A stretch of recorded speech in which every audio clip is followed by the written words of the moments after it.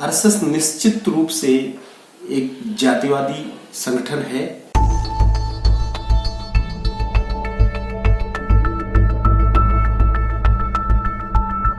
जब मैं 13 साल का था तब गांव के खेल मैदान में खेलने के लिए और एक्सरसाइज करने के लिए हम लोग इकट्ठा होने लगे। हमारे जो भूगोल के टीचर थे वो हमको आकर के और रोज इकट्ठा करते थे और करीब 1 घंटे तक हम खेल खेलते, व्यायाम करते और कुछ नारे लगाते, कुछ गीत गाते और कुछ बातें करते थे। तो ये सिलसिला जब 5-6 महीने तक चलता रहा। इसके बाद धीरे धीरे समझ में आया कि ये जो हम रोज मिलते हैं और खेल खेलते हैं, ये केवल खेल नहीं खेल रहे हैं बल्कि राष्ट्रीय स्वयंसेवक संघ आरएसएस उसकी ये शाखा लगा रहे हैं और हम सब लोग जो हैं उसके स्वयंसेवक हैं।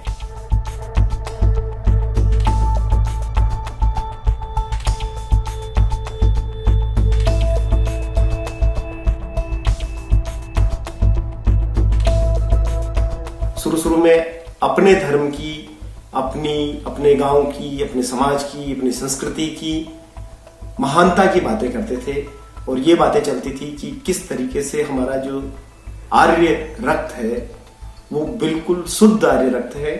हम इस देश के वफादार लोग हैं। हमारा ये देश है, यहीं हमारी पुण्य भूमि, कर्म भूमि और जन्म भूमि है। जबकि अन्य जो धर्म के लोग हैं उनकी पुण्य भूमि कहीं बाहर है। ईसाइयों की जेरूसलम में है, मुसलमानों की मक्का मदीना में है। धीरे धीरे पता ही नहीं चला कि कब हमने बाकी धर्म के लोगों से नफरत करना शुरू कर दिया। ये दिल और जहन में बैठ गया कि मुस्लिम जो हैं वो अपनी जनसंख्या तेजी से बढ़ाते जा रहे हैं, बहुत सारी शादियां करते हैं, बहुत बच्चे पैदा करते हैं, उनकी मस्जिदों के नीचे असला होता है, हथियार होते हैं और वो बहुत क्रूर लोग होते हैं।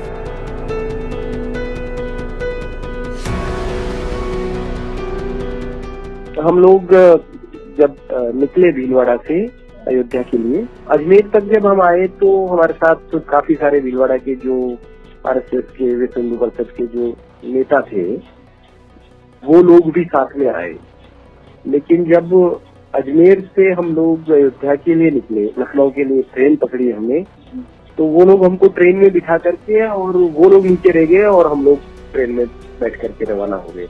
मैंने पूछा कि ये क्या हो गया, क्योंकि इनको भी तो साथ आना था, ये तो साथ ही चलने वाले थे।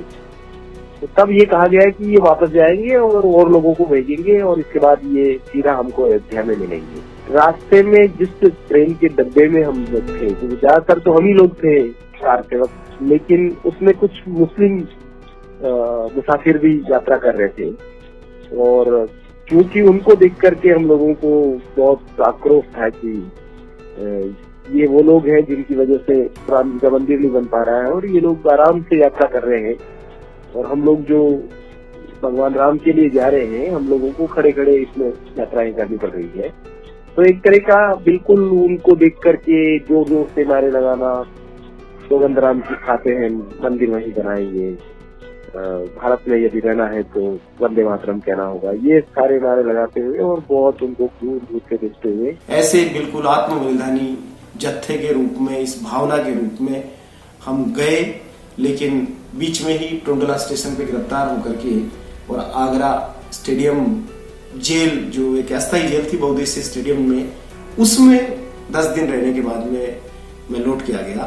जिस बाबरी मस्जिद को मैं पिछली बार तोड़ने के लिए गया था वो टूट गई और उसके टूटने की कोई खुशी भी नहीं थी मुझे, कोई ऐसा बहुत खुशी नहीं हो रहा था। न मैं उसके किसी जश्न में शरीक हुआ, न मैं कोई मिठाई उसकी खाई, मैंने सिर्फ केवल देखा उसको और बस बिना कोई रिएक्ट किए मैं वापस लौट गया।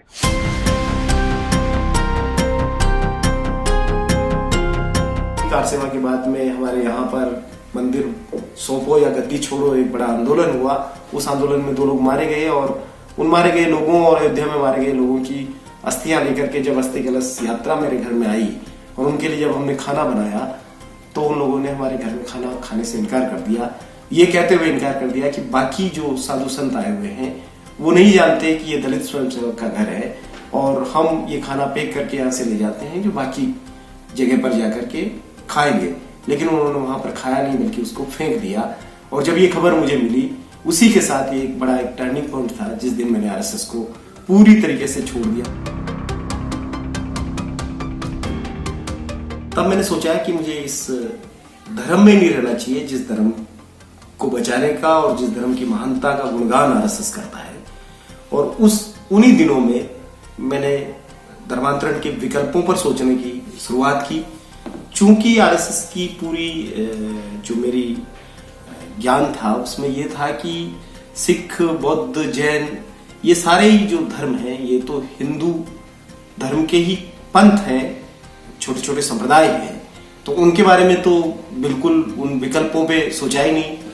और चूंकि आरएसएस छोड़ चुका था, लेकिन मुस्लिमों के प्रति जो 5 साल तक मेरे भीतर जो उनके प्रति एक नफरत का भाव पैदा हुआ, इसकी वजह से मुस्लिम और इस्लाम के बारे में भी बिल्कुल भी सोचा ही नहीं। चूंकि क्रिश्चियन से भी आरएसएस के लोग काफी चिढ़ते थे और उनके भी बड़ा विरोध करते थे, तो मैंने वो कोशिश की, लेकिन उनके भीतर के जो अंतर विरोध हैं उनको देखते हुए मैं वहां भी सेटिस्फाई नहीं हो पाया। तो मेरी धर्मांतरण की जो तमाम कोशिशें थी वो असफल हो गई। दलित और आदिवासी जो छोटी उम्र के बच्चे हैं उन पर खास तौर पे आरएसएस का एक फोकस रहता है।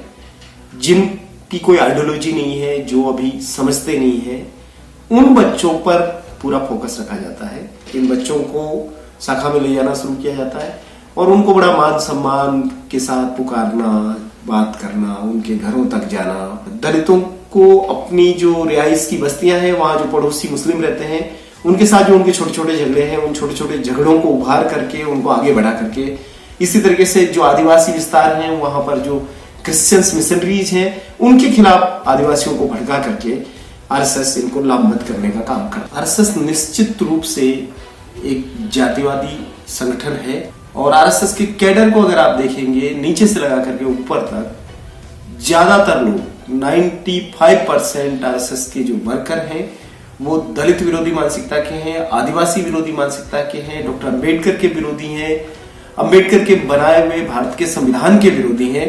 आरएसएस की जो अखिल भारतीय बॉडी है, जो निर्णायक, जो डिसीजन मेकिंग की संस्था है, उसमें कोई भी दलित आदिवासी नहीं है, क्योंकि प्रचारकों के उस स्तर तक दलित और आदिवासी पहुंच ही नहीं सकते।